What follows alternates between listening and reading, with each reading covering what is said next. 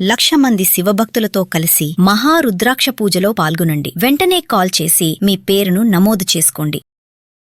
నమస్తే, welcome back to Suman TV. Present మనతో పాటు ఉన్నారు జ్యోతిష్య, మంత్ర, యంత్ర, తంత్ర, వాస్తు, శకున శాస్త్ర నిపుణులు ముక్కామల చంద్రశేఖర శర్మ గారు. నమస్తే అండి. నమస్కారం అమ్మా. శర్మ గారు, సంకటహార చతుర్థి అంటారు కదా, అసలు దాని గురించి ఒక్కసారి. సంకట చతుర్థి, సంకటము అంటే కష్టము, ఆ కష్టాన్ని దూరం చేసే చతుర్దశి. చతుర్దశి అంటే వినాయకుడి యొక్క పుట్టినరోజు. ఆ రోజు ఆయన ఎవరు చేస్తారు? ఆయన మనకి కష్టాలన్నీ తొలగించేది గణపతి లేదా విఘ్నేశ్వరుడు. అందుకనే సంకట చతుర్దశి, ఆయన రోజు పుట్టాడు కాబట్టి సంకట చతుర్దశి అని పేరు వచ్చింది అనమాట. ఆ సంకట చతుర్దశి రోజున మనం ఎలాంటి కోరికలున్నా ఏం చేయాలి, మనస్ఫూర్తిగా మనం కనుక గణపతిని పూజించినట్టయితే ఆ సంకటాలన్నీ మనకి ఎలాంటి కష్టమైనటువంటిది తొలగించ చేస్తాడు గణపతి. ఎందుకు చేస్తాడు అని అంటే కనుక ప్రతి విఘ్నానికి, ప్రతి పనికి ఆటంకం కలిగితే తొలగించేది గణపతి. మనం అందులో పూజల్లో ప్రమాదమున పూజకు కూడా ఆటంకం కలగకూడదు అని చెప్పి గణపతినే పూజిస్తాం మనము. కాబట్టి ఆ సంకట చతుర్దశి రోజున మనము గణపతిని గరిక మాతోటి కానీ గరికతోటి పూజించినట్టయితే కనుక ఆ కష్టాలన్నీ చాలా అతి సులభంగా తగ్గిపోతాయి. అంటే సంకటం అంటే కష్టాలు అన్నారు. కష్టాలు అంటే చాలా మందికి ఉండేది అప్పులు. అంటే అప్పుల బాధల నుంచి, అప్పులు త్వరగా తీరిపోవాలా, బాధ నుంచి బయటికి రావాలి అంటే ఈ సంకటహార చతుర్థి రోజు ఏం చేయాలంటారు? సంకటహార చతుర్దశి రోజున అప్పులు కనుక ఉన్నట్టయితే కనుక అప్పులు తొలగాలి అనే సంకల్పం చెప్పుకొని ఆయనకి ఇష్టమైనటువంటి మోదకములు అంటే లడ్లు, ఉండ్రాళ్ళు, ఆయనకి ఇష్టమైనటువంటి ఆహార పదార్థాలు అన్నీ వండి ఒక పొద్దునంతా ఉపవాసం అండి, సాయంత్రం పూట చతుర్దశి సమయంలో ప్రదోషకాలంలో ఈ సంకట చతుర్దశికి చేసి పూజ చేసి గణపతికి పూజ చేసి ఈ మీరు ఏవైతే వండారో ఆ ఆహార పదార్థాలన్నీ ఆయన నైవేద్యం పెట్టి సంకట రుణ విమోచక స్తోత్రం అని ఉంటుంది.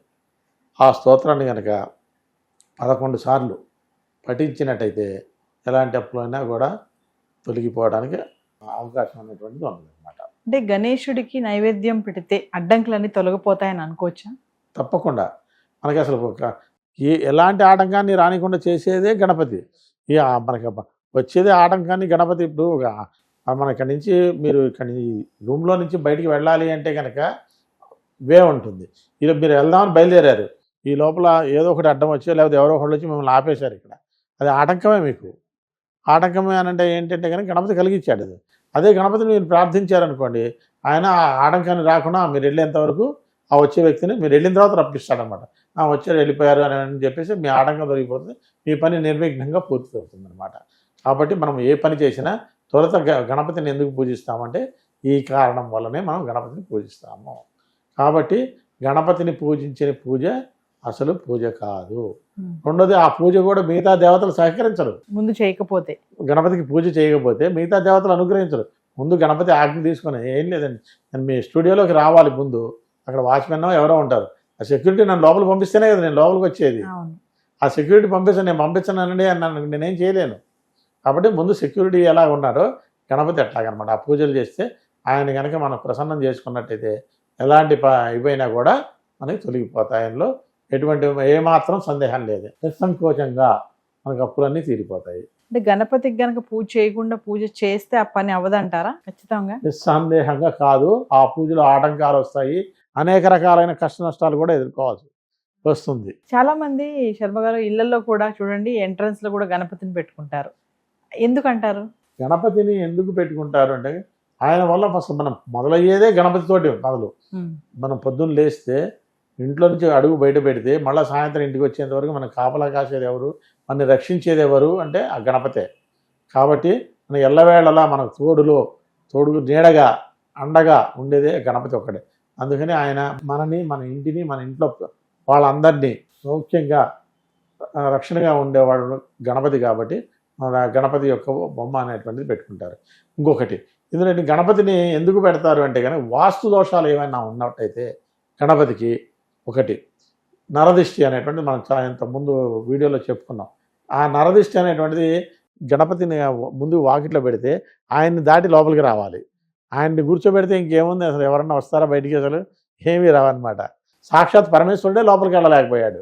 అవును. మనకి వినాయకుడి కథ గణపతి కథ తెలుసు మనకి. సాక్షాత్ పార్వతీదేవి గణపతిని కూర్చోబెడితే ఎవరిని లోపలికి రానీకు అని ఒక మాట చెప్పింది. సాక్షాత్ పరమేశ్వరుడే లోపలికి వెళ్తాను, నా భార్య లోపల ఉన్నది అంటే నువ్వెవరో నాకు తెలియదు, నువ్వు రావద్దు అని చెప్పి చివరికి పరమేశ్వరుడితోనే గొడవపడి ఆయన తల నరిగించుకున్నాడు. అలాంటి వ్యక్తి గణపతి అనమాట. ఆయన అట్లాంటి గణపతిని మనం పూజించడం వల్ల మన సమస్త కష్ట సుఖాలు పోతాయి. మీరు కనుక ఏదైనా అత్యున్నత కష్టంలో ఉన్నాం, ఈ పని కావట్లేదు అని అనుకుంటే కనుక నిస్సంకోచంగా మనస్ఫూర్తిగా ఆ గణపతిని ఒక 11 సార్లు కనుక మీరు జపించుకున్నట్టయితే మనసులో గణపతి అయినమా అంతే. మనం వేరే అక్షరాలు కూడా అక్కర్లా. ఆ అక్షరాలు మనం 11 సార్లు కనుక చదువుకుంటే ఆ పని నాటకంగా పూర్తవడానికి అవకాశం అనేటువంటి దారిని ఏర్పరుస్తాడు. దారిని ఏర్పరచడం వరకు ఆయన వంతు, ఇదా మీరు వెళ్ళాల్సిందే చేయాల్సిందే అని కంటిన్యూగా పూజిస్తే ఆయన దగ్గర నుండి చేయిస్తాడు మీ చేత. అది తర్వాత విషయం.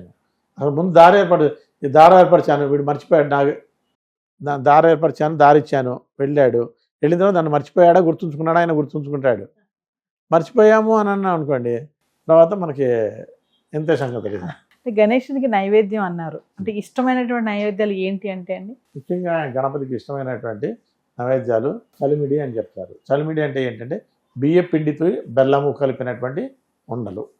తర్వాత ఉండ్రాళ్ళు అంటే కనుక బియ్యపు రవ్వని ఉడకబెట్టి లడ్లు, మోదకం శనగపిండితో చేసిన లడ్లు తెలుసు కదా, లడ్డు అంటే అందరికీ తెలుసు. ఆ లడ్డు, బెల్లము, ముఖ్యంగా బెల్లము, వడపప్పు అంటే కనుక పెసరపప్పు నానబెట్టిన దాన్ని వడపప్పు అంటారు. పానకం అంటే తెలుసు, బెల్లము, ఏలకులు, ఇవన్నీ మిరియాలు ఇవన్నీ వేసిన దాన్ని వడపప్పు. ఇవి 5 గణపతికి ఇష్టమైనటువంటి ఆహార పదార్థాలు. వీటికన్నిటికన్నా మంచి దూర్వారము ఇష్టమైనటువంటిది. వీటన్నిటికన్నా ఇష్టమైన దూర్వారము అంటే గరిక. ఆ గరికని కనుక మీరు సమర్పిస్తే ఎటువంటి ఆటంకానైనా తొలగించేస్తాడు. మీరు ఇవన్నీ పెట్టకపోయినా ప్రతిరోజు గణపతి విగ్రహం ముందు కొద్దిగా గరికని తీసుకెళ్ళి పెట్టి నమస్కారం పెట్టుకుంటే మంత్రం రాదు, తంత్రం రాదు, ఏం లేదు, నన్ను రక్షించు స్వామి అని ఆ గరికని పెట్టి ఒకసారి దండం పెట్టుకొని బయటికి వెళ్తే ఆటోమేటిక్గా ఆ పని నిర్విఘ్నంగా పూర్తవుతుంది. నమస్తే.